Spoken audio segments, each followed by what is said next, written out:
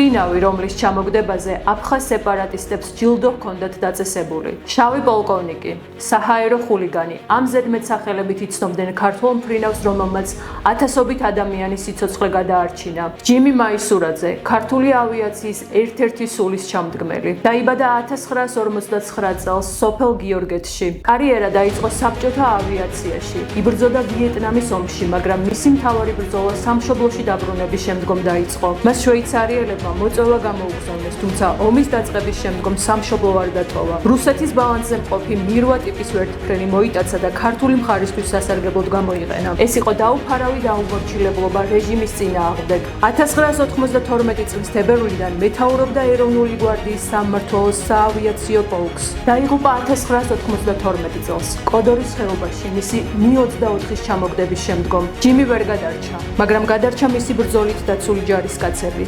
დღეს მისი საფლავის გვერდით სოფელ გიორგეთში ნამდვილი ვერტმფრენი დგას. საქართველოს ავიაციის გმირის უკვდავი მემკვიდრეობა. ჯიმი მაისურაძე იყო მფრინავი, რომელიც ციდან იცავდა თავისუფლებას.